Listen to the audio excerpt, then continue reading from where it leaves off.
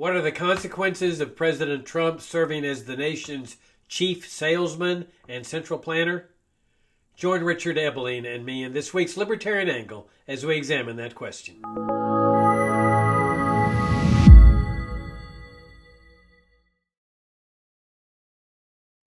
Hi, I'm Jacob Hornberger, president of the Future of Freedom Foundation, and welcome to this week's Libertarian Angle, a show that brings you all the principled case for libertarianism.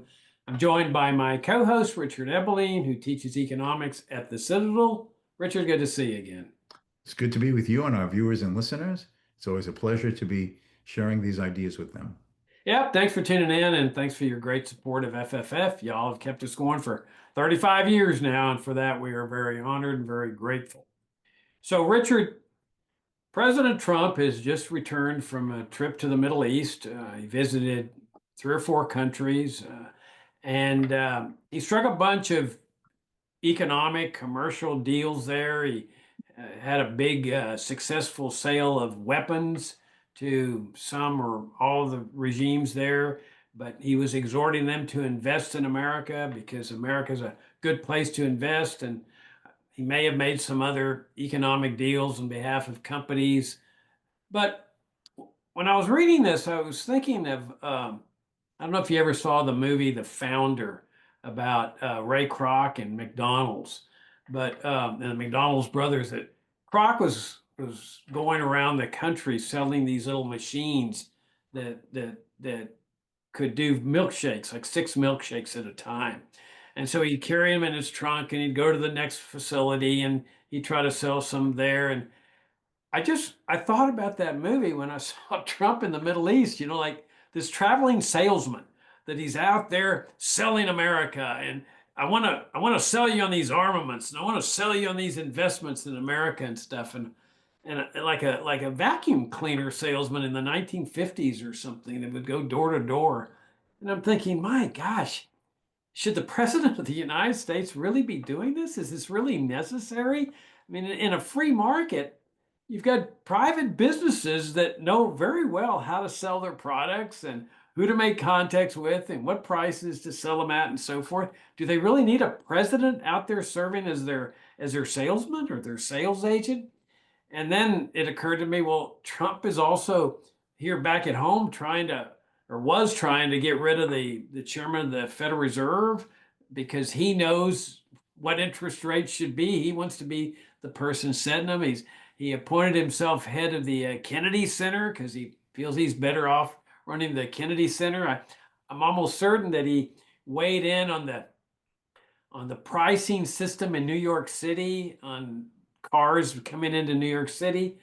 And he's now setting some kind of price control in the pharmaceutical industry. And well, then I came across this article in the Washington Post where it's on this theme of him running the economy. I mean, this is not just a centrally planned economy. This is a presidentially planned, presidentially run economy. You got the tariffs, where he's able to set tariffs at any rate, as we've seen now, 145% tariff, which is a tax on the American people. He doesn't have to go to Congress to do this. And the title of the article was something, "I own the store," where they were quoting Trump saying, look, come and invest in America. People love America. We have all these things to sell, like one great big giant government store. And he says, I own the store. like he's in control of the whole economy. And interestingly enough, this appears in the Washington Post, where they have this grasp of a centrally managed economy because they're kind of poking fun at Trump for doing this. And they bring up the ideas of how is this consistent with a genuine free market philosophy? A free market implies a market that is free of government control, which means free from presidential control and interference as well.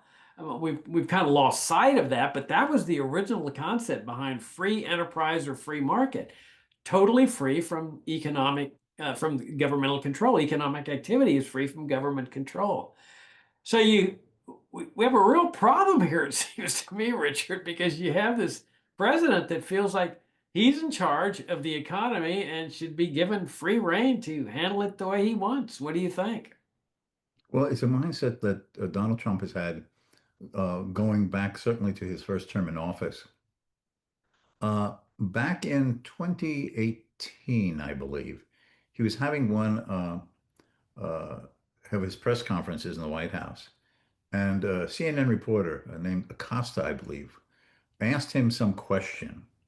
And Trump didn't like the question. And the reporter kept prodding him.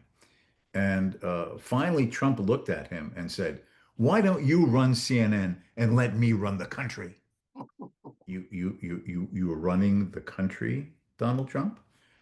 You have the knowledge, wisdom, and ability to know how the lives and the choices of over 300 million people should be made, and your knowledge and wisdom is enough to direct them on how they work, where they work, for what price or wage they work. And the answer is yes. Now, I should say that Trump's travels in the Middle East this past week, in which he made these deals for supposedly, according to him, trillions of dollars of uh, investments by Saudi Arabia, Qatar, and the United Arab Emirates looking over the next 5 to 10 years, or his arrangements for the purchase of huge war weaponry contracts that will benefit Boeing and other American armament factories, is not new to him.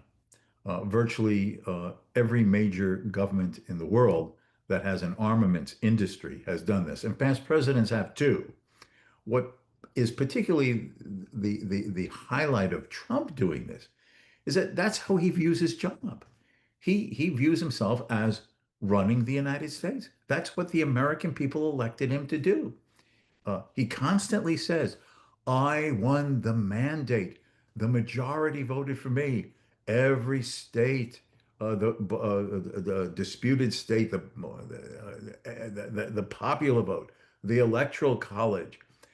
He basically believes that he's been given a mandate for democratic despotism since the majority elected me, and I told most of the things, if not everything I was going to do, that's what the majority wants. And therefore, I should presume and be recognized as having the authority and the power to just dictate that this majority gets what it voted to have. And that means, well, I told you I was going to make America great again. I told you that America was being harmed and taken advantage of and exploited by foreign countries who have trade deficits with whom we have trade deficits. That foreign investors are taking away American property. That we're losing jobs. That manufacturing has been lost because foreign goods have seemed more attractive to buy than our own, and we have to correct this. He's done so he thinks that that's what the people voted him to do, and therefore he has carte blanche authority to do anything. But the arrogance and the presumption of the man, which is the type of criticism that you and I and many people who are libertarians and in the past many conservatives would criticize in socialists, and whether the socialists were communists or social democrats like in Europe or the old, pre-war Nazis and fascists. The idea was the arrogance, the hubris of the government presuming to micromanage the lives of millions of people, and the danger to personal freedom from the government doing so. Well, that is what Trump is doing right now. He's abrogating the liberty and the freedom of every American consumer and every American producer who would prefer to purchase as a buyer or to offer to sell as a producer some good in an exchange with someone residing outside of the United States. What these tariffs are about. He's basically telling the American people what you'll buy, at what price you'll pay, the variety and choices you'll have, and artificially hothousing the recreation or the reinforcement of American firms and industries and sectors of the economy that he thinks is right for America, even if the choices of the American people are not manifesting what he thinks to be good for the country. This is what is particularly dangerous with him. And it's a mindset he's had for a long time. Before he got elected the first time in 2016, in the autumn of 2016, at one of the press conferences, a reporter asked him, Mr. Mr. Trump, you don't seem to have very many advisors. To which he said, "Why do I need all those advisors for? I'm the smartest person I ever met." What? I love I love his modesty, right? His temperance about his own abilities. And that's what makes him particularly arrogant. And you see, what people view as this erratic arbitrariness, raise tariffs, lower tariffs, threaten and bully somebody, give a concession. They see that it's all erratic. See, in his mind, he has a strategy. All of this is part of his plan and game plan and strategy to get what he wants, what he's decided is right for America. And that's what makes him particularly dangerous. Not only does it reinforce the idea that this is the role and purpose of government in society, and therefore highlights a theme that Republicans used to be considered critics of when Democrats or those further on the left would propose. But it will leave a legacy of an entire establishment of the Republicans, even more than it was, to believe that this is the role of government. It's brought out of the woodwork. Every Republican protectionist who had been pushed into the little corners, because for most of it, whether it was just lip service, whether sometimes actually lowering tariffs, Republicans said they believed in free enterprise and free trade.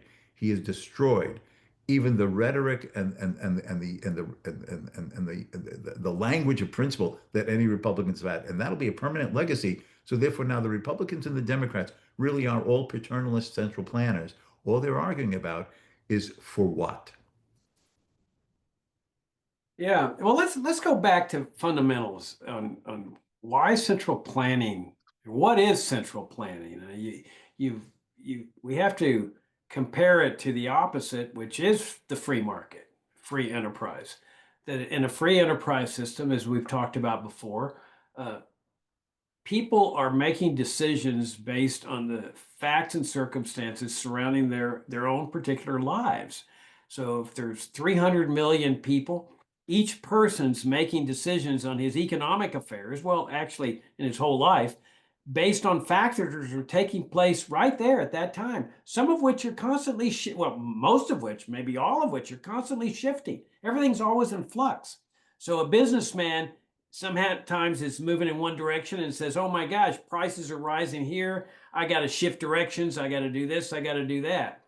And so, as a result of this, each person becomes really an expert on the situation that he's facing on an hourly basis because he's there, he's on the ground, he's there making these decisions, and therefore capitalizing on the bits of knowledge that are all around him, as well as worldwide or whatever. And so you end up with a very complex society when you have this type of thing, but you end up with a very progressing society because it's what Hayek called the use of knowledge in society. You've got all these bits of knowledge that are coming to the forefront in each person's life, but they end up producing things the likes of which people are shocked. And we've talked about this, like how does a pencil get made? And that was Leonard Read's famous essay, I Pencil, of well, because there's somebody in Borneo doing the rubber, and there's somebody over here doing the lead in another country, another person's chopping down the trees to do the wood. Well, if we compare that then to the central planner, what the government central planning concept is, which is a socialist construct, says we will make the decisions in an economy, how things are going to be produced and what is going to be produced, what quantities that things are too important to be left to the free market. You can't leave food to the free market. I mean, what if farmers forget to produce enough food? What if not enough sweaters are produced, jackets for people, they'll freeze to death. So the central planner says, I will make these decisions. But as Hayek points out, no matter how brilliant that central planner is or a committee of central planners, they're not using the knowledge that exists all over the country that each person's seizing upon in his own individual life.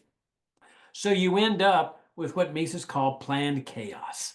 And so whenever you have central planning, that was why socialism failed in the Soviet Union, because you had chaos everywhere, long lines, people waiting to get their rations or whatever, or price control. You've got a shortage, like in the gas stations in the 70s where they had price controls and these long lines out the service stations. You see it in immigration controls, which is based on central planning of movements of people, mass chaos along the border. And so that's what we're talking about from a fundamental standpoint, that this is why this system where you don't have bureaucrats planning, you have the president planning. This is his store. He's managing his store. And like you say, at least in his own mind, he's a very brilliant person. And I think everybody would concede he's a brilliant person, at least in the business field. But it's what Hayek called the fatal conceit of the planner, that he thinks that because he's brilliant, he will be able to centrally plan things. But as we've already seen in the tariff business, mass chaos. Look at the chaos this guy's caused. And we're going to see more of it as time goes on. Yes, Adam Smith has a famous passage in his first book, The Theory of Moral Sentiments, that he wrote a good number of years before his famous book, The Wealth of Nations. And there's a passage in it in which he talks about what he called the man of system. That's what today we call the central planner, the social engineer. But he says that the man of system views the world as a great chessboard. On this great chessboard of society, he believes that he has the ability and the knowledge to assign each person as to what position they'll hold on that chessboard, where they're located, the relationship to all the other pieces on the chessboard. Uh, and he forgets that each of those pieces on that great chessboard of society has a motive force of itself, their own will, their own desires, their own choices and wishes to determine where they fit on the great chessboard, what type of interconnected relationships with the other human beings, the other pieces on the chessboard, they choose to form networks with. And that when this man of system attempts to arrange it in ways that is inconsistent with how the human pieces themselves choose to be, it creates tensions and chaos. And the best policy is to do away with this notion of having a great man of system telling people how to position themselves on the great chessboard of society.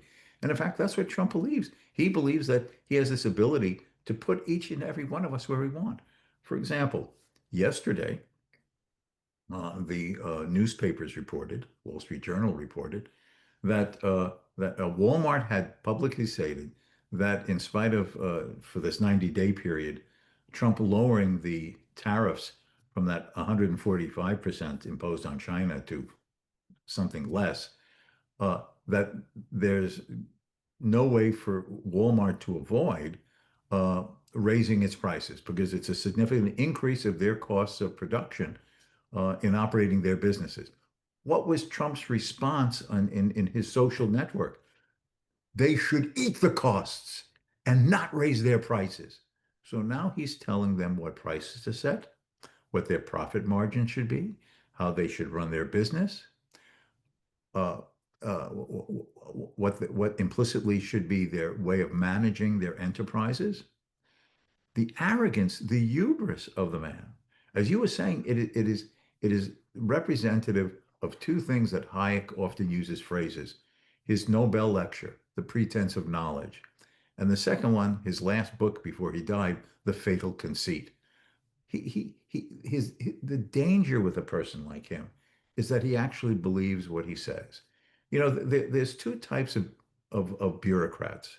There's a bureaucrat who, because of his position and his salary in a lot of countries around the world, will willingly take a bribe. It's like an extra source of income for them. And so he'll break the rules because it serves as a means of enhancing his own wealth position. But then there's the bureaucrat who you can't buy off because he actually believes these are the rules and it's there for a purpose and you have to meet the rules. It doesn't matter if it makes you sacrifice this or that lose an opportunity there or make your life worth it. Those are the rules. And implicitly, that is Trump's mind. I am the master bureaucrat of the country. I run the country. That's my job. The people voted me to do this. So I know what you should sell. I know where you should produce. I know what jobs should be created. I know the prices that should be charged. I know the wages implicitly that should be paid. I know, I know, I know, I know. It's his one eye in opposition to all the multitudes of other eyes who are the persons who occupy the country as citizens. It's one big eye against all the other eyes of the country. So the question is, who should have the latitude and liberty to manage and run your life and determine the terms and the basis upon which you interact and associate with others? Yourself or this one man? He's demonstrated what Hayek pointed out in The Road to Serfdom, that the more you give authority and power to the government, to the political authority to make these types of centralized decisions, the more by necessity the freedom of each individual must be reduced, no matter how well intentioned the planner is. Because to fulfill the plan, dissent and disagreement and opposition and actions cannot be allowed. Otherwise, the plan doesn't succeed. So it must be ruthless and arrogant and demanding and ultimately oppressive. Because when Trump says, eat the cost, Walmart, and Walmart will most likely try to accommodate in some way because they know, well, there's the IRS and there's antitrust laws and there's regulatory standards and other pressures on the federal government to state agencies to introduce their regulatory investigations. So it's basically the power of the state. You either do what we want or you're going to have a lot of trouble.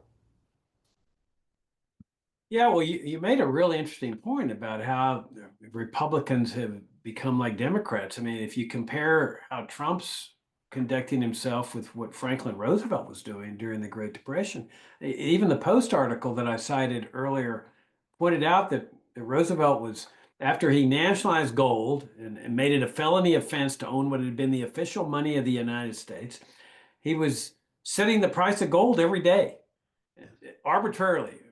I'm going to say it's this amount or this amount. He had that same mindset of the central planner Yes. with the New Deal and so forth. Uh, and you know the point you make about this system. I mean, this is why I keep emphasizing that the problem isn't Trump. The problem is the system that attracts a person like Trump. We have a system where the president wields this kind of power. And this is what we've been arguing about here for 35 years at the Future of Freedom Foundation, as compared to other organizations that, you know, will spend their, or people, they'll spend their time saying, we got to get a better president in there. We got to get a better president, better people in public office. No, that's not the solution. The solution is a different system. You've got a bad system.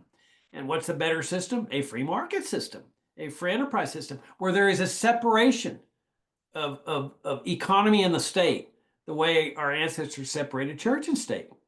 We don't have Trump running the churches yet uh, because there's a constitutional prohibition against that. I think he would love to. Maybe Vance would too. I mean, he seems to know more about Catholicism than the Pope, or at least he thinks he does. But notice they're not taking over the churches yet. Um, but this other point you raise is very interesting too, is that the central planner that knows everything, that has this fatal conceit, does not like dissent. And it's not just Walmart that said, well, we're going to post prices rising, because everybody said this. The tariff is a tax, and American consumers are going to have to pay the tax. All Walmart is saying, hey, that tax is going to be coming due here. We're going to be adding that on. And Trump gets angry about that. Oh, no, you should absorb this tax. Well, pretty much the same thing happened with Amazon.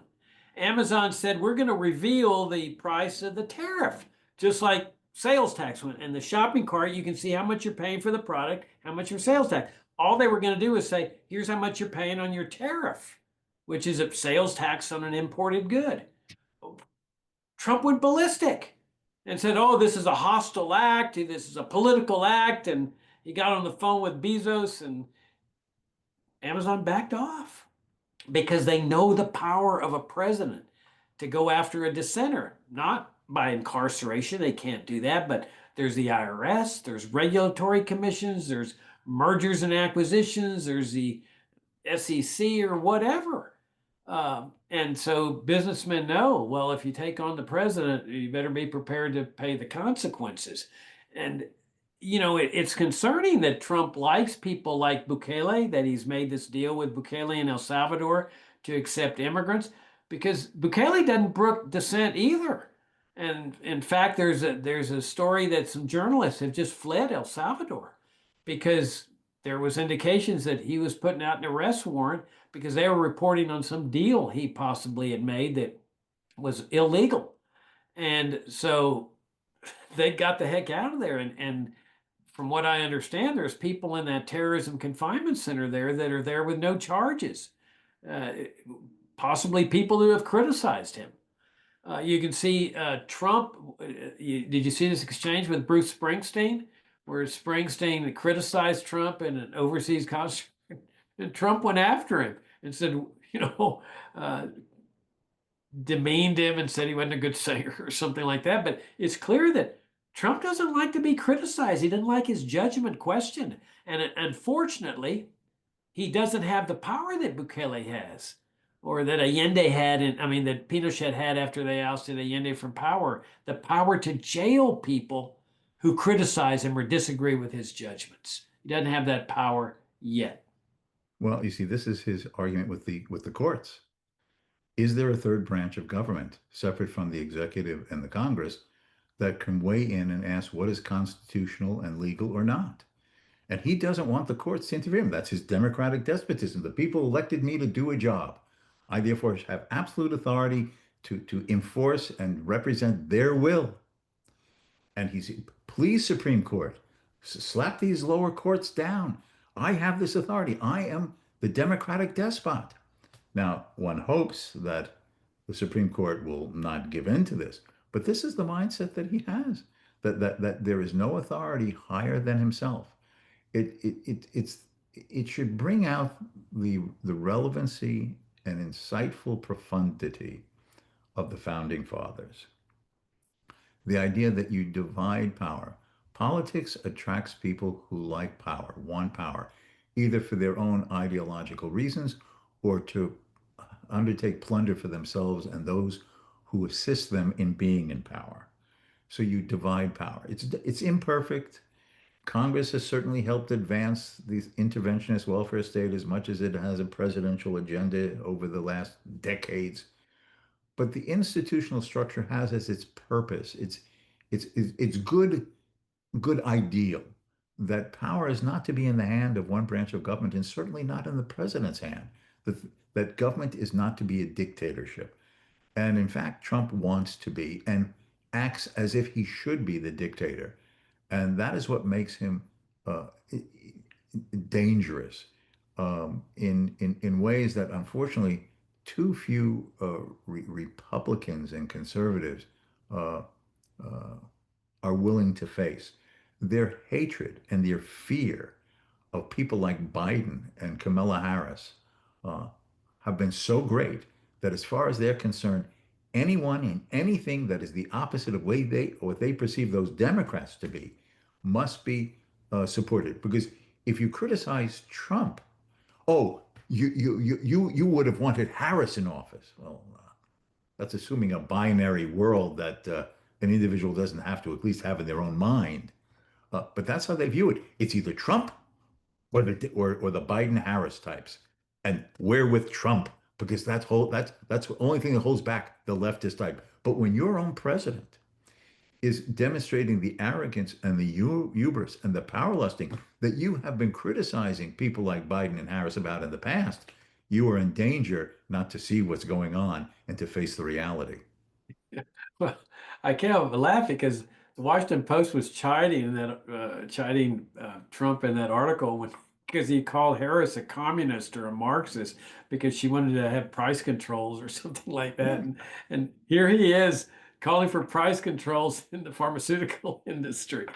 Well, And I'll just point out here that during World War II, a well-known old classical liberal journalist named John T. Flynn wrote a book called As We Go Marching. And he talked about political trends around the world and the United States. And he entitled some chapters The Bad Fascists. Those were Mussolini and Hitler. And then there was the good fascist, FDR. It's just, well, do you like what the fascist dictator is doing, or do you dislike what the fascist dictator is doing? And that's the basis upon which you decide which fascist you're going to support. yeah, well, is And that and and and Trump isn't calling for nationalization of the means of production. So he's not an old-fashioned Marxist or socialist, but he certainly is acting fascist-like if one understands that a fascist system is which nominally Private property and the means of production remains on the books, but the political power tells the private businessman what to do, how to do, where, and at what price he's to sell his wares.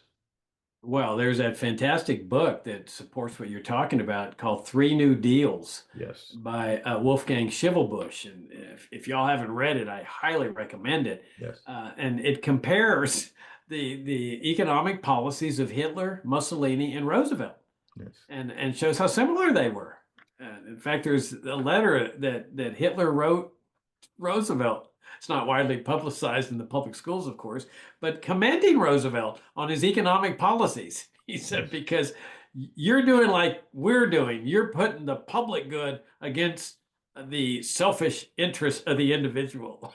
And in uh, fact, around the same time, around 1934, Time magazine did an interview with Benito Mussolini, and he praised Roosevelt after Roosevelt now being in office about a year, because like himself, FDR was a social fascist. One final point. I know we're about out of time, but we talked in last week's Libertarian Angle about the confluence of economic liberty and civil liberties, and I think the point you're making confirms this again, that freedom of speech all of a sudden becomes in danger Yes, when the speaker is questioning the judgment of the central planner. Central yes, planner doesn't like that. yes, And okay, you can see that Trump is not this principled advocate of freedom of speech because he's going after immigrants yes, who are criticizing Israel, disagreeing with the state of Israel. Well, he can't jail them, but he's punishing them by deporting them, including people that are here very legally. They're yes, student visas.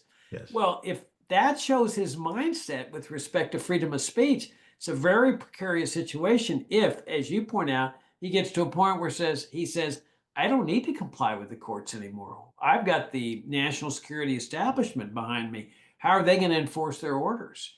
right. I mean, he's already hinted about immigrants, legal or illegal, about abridging writ of habeas corpus.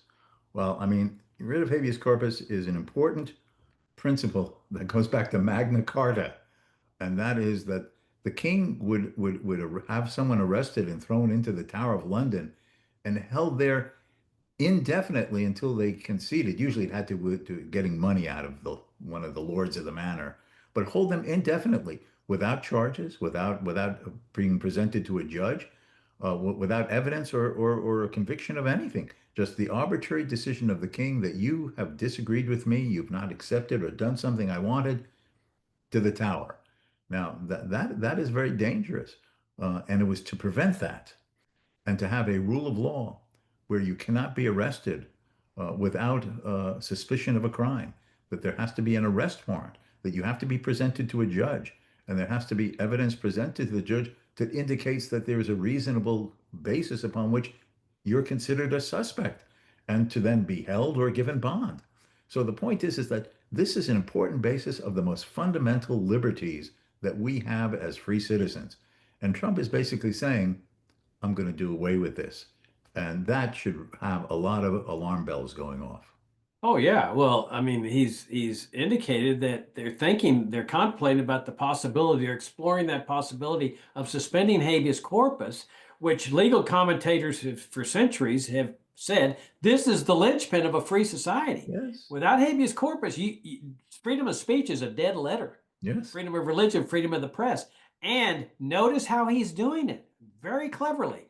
That, oh, we're getting invaded, because in the Constitution it says that habeas corpus can be suspended in the event of an invasion.